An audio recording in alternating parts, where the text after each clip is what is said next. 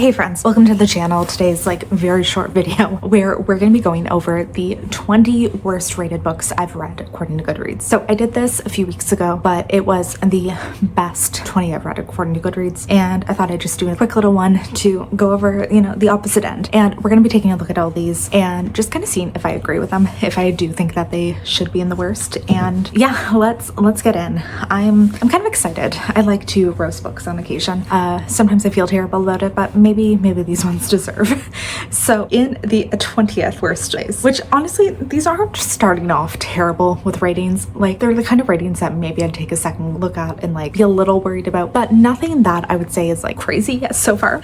So we're starting with Secretly Yours by Tessa Bailey, and this has a 3.28 average rating. I give this a 2-star, so I guess I think that it's a little bit worse than that. This one, enemies to lovers romance, maybe something about on a vineyard, and the male main character owned the vineyard. The female main character, I think, was his gardener, and they started hooking up. I really think that most of Tessa Bailey's recent works have been terrible. I can't really think of one that I've enjoyed since her Hook, Line, and Sinker series. I think that all of the other ones have just been cringy and weird, so yeah, that one was bad. Then at 19, we have Hummingbird Salamander by Jeff Vandermeer. This has a 3.52 average rating. Yeah, completely agree with this one. It's this weird sci-fi where we're following a woman. She is left a salamander thing and she goes on this crazy investigation, basically upends her entire life to look into this potential mystery or to find the owner of this hummingbird. It was weird. It was very weird, and not in a good way. It was one of those where you're just what is the point of this? What are you trying to do with this story? And it really was ultimately boring, because even though we're following this woman as she goes on this huge journey and does all these things, it doesn't feel interesting. It's just she's going place to place and was asking the same questions. And yeah, I was very, very bored in it. I think I can already tell it might be an issue to talk about some of these because it's been long enough that some of these I can't remember. I can't remember too much about it. But yeah, Hummingbird Salamander, I gave 2 stars. The next one, so I didn't rate on Goodreads, and it's because I read it in 2017, which is when I wasn't fully rating a lot of books. But this is How to Talk to Absolutely Anyone, Confident Communication in Every Situation, and it has a 3.25 average rating. And just a little tagline from this one: be a people magnet. Improving your people skills and becoming a people person is a surefire route to success, happiness, and confidence. So I guess not a lot of people really agreed with this one. Yeah, a lot of the reviews that I'm really quickly looking through found that it was just a little bit too straightforward, and that it was just advice that a lot of people have said before, just repeated over and over again. Clearly, I guess it didn't make that much of a mark on me because I still can't really talk to anyone, and yeah, I wouldn't necessarily say I'm confident in a lot of social situations, so clearly that one did not work. One that I recently, very, very recently read, Kingdom of Sweets by Erica Johansson. This has a 3.22 average rating. And this one was a Nutcracker reimagination, kind of going into a weird fantasy, wrote a story about revenge between 2 sisters. And this family where there's 2 twin sisters, one of them, when they're born, this wizard comes to them and points at one of them and says light, points at the other and says dark. And then the dark sister for the rest of her life is kind of viewed as being potentially evil, and her entire family kind of raises her to be that way. And she's treated terribly, so she kind of eventually wants revenge against everyone. And on Christmas one year, they're given this item from that magician that enables the sisters to go into the sugar plum fairy realm, and a bunch of stuff happens, and we're following the big fallout of that. I didn't like this one. I did give it 2 stars. I thought it was very boring. It really, again, felt like a book with no point. It was kind of one of those, it was I don't understand what you're trying to do. I don't understand where you're going with this story. It felt very purposeless in a lot of ways, unfortunately. So didn't enjoy this one, and definitely agree with it on this list. Then we have Blue Ticket, which was another sci-fi that I read, and I do remember, so in this one, basically in order to stop people from stressing out about choices in their life, women are given basically either, I think, a blue ticket or a white ticket. A blue ticket means you go on to be a worker. That's your entire purpose, is you are a worker in this world. And if you get a white ticket, you are to become a mother. And I think this world also has overpopulation, so they're trying to limit how many people reproduce, but they want to make it very like the choice is taken away from women, so they will never regret going one way or the other. We're following a woman who gets a blue ticket. She becomes a worker, and basically her trying to come to terms with this fact that she will not have children and that she is not able to control her life. It had some interesting concepts, but it also didn't really do anything with any of them. It went a little off the rails in just weird ways, and it just was one that like it could have been interesting. It could have really got a lot into, I think, gender politics. It didn't. It could have gotten more into the world building of how we got to this point in this world. It didn't, and it just ultimately was disappointing. I did give that one 3 stars, so slightly better rating, I guess, but very much like in agreement with a lot of the other people who've read it, I guess. The Red Scholar's Weight. I don't remember anything about this. I know I read it and I kept it because actually I don't know why. I probably should declutter this one. There's a love story. I think one of them is a sentient ship, and she's the wife of a Red Scholar. Okay, her wife was a Red Scholar. Her wife died under suspicious circumstances, and then she tries to find out why. And there's another woman who has been captured by this pirate. Literally don't remember a single thing about this. I remember coming out of it and just feeling kind of blah and really not necessarily like impressed about anything. I thought it was just confusing and weird when I'm thinking about it. And I did give this one 2 stars. I think I'm keeping it. I think I kept it because I just want to keep more sci-fi on my shelves, but like this wasn't it. Camp Zero. This has 3.21. I gave it 3 stars. So it's again a post-apocalyptic world. We are following, there's some kind of mining camp that we'll go to, you know, to try and set up a new world. It is, and we're following, yeah, so sorry. I feel like all of these, it's getting really bad that I need to read all of these and I can't remember anything. We're following a woman who's offered a job as an escort at Camp Zero, which is a source of fresh, clean air, cool temperatures, and she is there for nefarious means. But basically this world, climate change is happening, the world's falling apart. There's elite cities that people live and they can live in like basically best case scenario, and then there's a bunch of people who live on these camp areas to try and get like something set up. I think it was another one where it was like it was fine. It just that was how I kind of came out of this one, was just like it was fine. It didn't really do anything that exciting, didn't do anything terrible. It was just very middle of the road. Like did not do anything great either way, you know, like it just one that you walk out of and you're kind of like, I read a book. A Twisted Love Story by Samantha Downing, 3.21 average rating again. And this was one that just was about the most toxic couple ever, and they constantly break up, get back together. The female main character, I believe, accuses the male main character of stalking her, and because of this, a police officer gets involved and starts really investigating into their relationship and their past and starts uncovering all of these secrets that they have. And that was pretty much it. It was just shitty people doing shitty things, and it wasn't as exciting as you would kind of hope it to be. Like it was one that I was really hoping it would be more exciting, more interesting, but unfortunately didn't really deliver too much. That's the wrong book. The Unfortunate Side Effects of Heartbreak and Magic. This one has a 3.2 average rating. One that, again, it was very blah, very just middle of the road.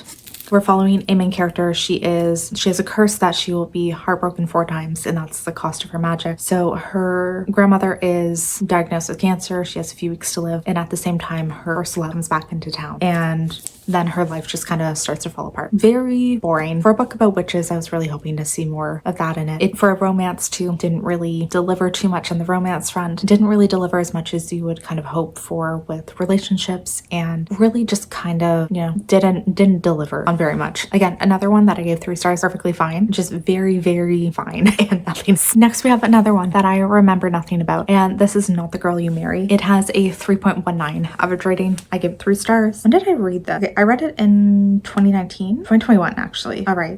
It is a How to Lose a Guy in 10 Days millennial cover. I don't remember a single thing about this one. Let's move on. Next, The Breakup Tour. This is 3.51 average rating. This one felt pretty much like Taylor Swift fan fiction. Like we're following a musician. She's very well renowned for her like big huge breakups that she goes through. She recently got married and is going through divorce and is about to go on a crazy huge tour that she like has this huge town where she comes out in a wedding dress and does all the shit. Like it was very much Taylor Swift inspired, but she wants to do something different. So she approaches her ex-boyfriend to come on tour as, I think, a pianist, and just because she needs like some extra magic, she like needs something more. But he comes on tour with her and it's just them going on tour and falling in love. 3 stars. Very fine, really just like nothing exciting, nothing super interesting. Unfortunately, it just wasn't like, didn't really do anything besides just giving giving like some Taylor Swift moments. Really good actually, by Monica C. This is a 3.15 average rating. I remember actually liking this one a fair amount. I did give it 3 stars, but I thought it was very entertaining, and it was entertaining, but like wasn't much more than that, I guess. So I feel like that probably ties into a lot of people's rating as well. But it was just a woman who is going through a breakup, and we're just watching her kind of like as her life's falling apart and she's trying to figure out what to do next. It felt fun. It felt fun. It just wasn't like crazy. Okay, here's a wild choice. The next one, Catherine House, has a 3.12 average rating. I am going to be, this is probably going to be my strongest take. I think that this was wildly underrated. I think that this one should be much higher. I did give it 5 stars. And this is a weird dark academia where people go to Catherine House. They are to be there for, I think, 4 years. They're not allowed to have any contact with the outside world while it's there. It's kind of like a grad school type of thing, but they're guaranteed that you survive these 4 years. If you come out of them, if you follow the rules, you'll basically be set up for life. Like a lot of the graduates go on to be like politicians, millionaires, like crazy successful business people. And we're following one woman who goes into Catherine House and start realizing the secrets of it and why things are so weird. This was weird. It was very much like, I don't think that this book is for everyone, but I think the book people that it's for really like it. Like, it's very divisive. I've never seen somebody say average things about it. It's either very high or very low. And it is actually like one of my favorite dark academia books. Escape Velocity, 3.11 average rating. This is a sci-fi. There's a luxury resort in low Earth orbit. It's playground privileged and perfect location to host reunions. So there's this one school, they are hosting a reunion and a bunch of people are there. It's like the elite people of the world. Everyone's there for a different motive. There's somebody who's trying to solve the murder of her brother. There's some people who are trying to rekindle love and people who are trying to like pushing for like their political success and stuff. It just didn't, like, it had a lot of potential things that could have went interesting. It had a lot of different plot points that could have really turned out well, but like I just found nothing really delivered on this one, and it just all ended up ultimately falling flat for me. Another nonfiction next, another random one. Nice is just a place in France, how to win at basically everything, and this is by the Betches, if you know who they are. 3.1 average rating. I give it 3 stars. It was just very much like, this was such a product of the time. I think it was in 2019 that I read. No, I read it in 2019, but it was very like millennial, like internet war of like, girl, this is what you do. This is how you're gonna stand out in your office. And it was really just like, you can't just be a nice girl who lets everything go by. Just, you have to stand up for yourself at work. It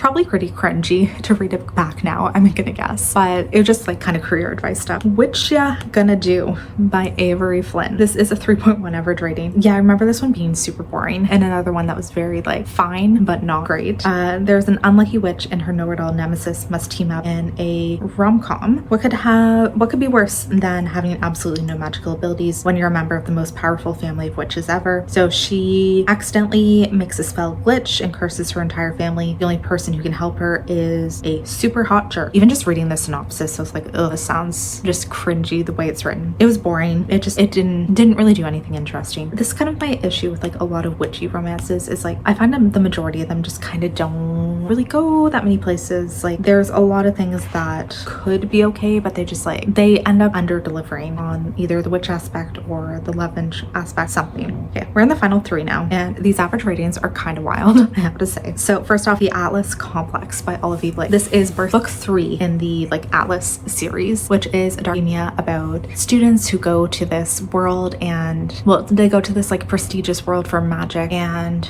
are just like given basically a fellowship where they need to like intensely study for a year. There's 6 people selected, and it's that kind of thing. It has a 2.8 average rating. I give it 2 stars, and yeah, I agree. I don't think this was good.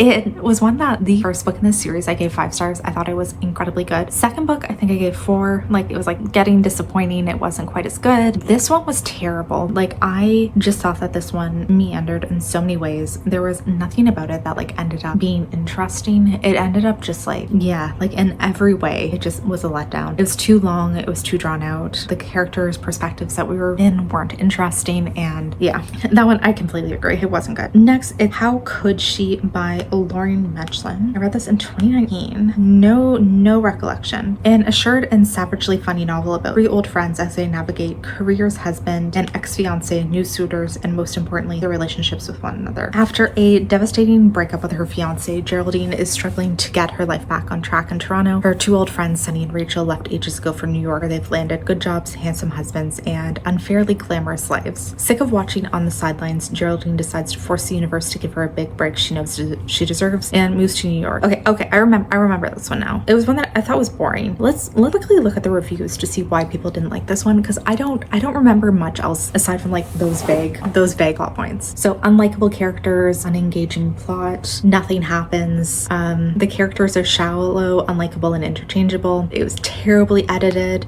Character names got mixed up.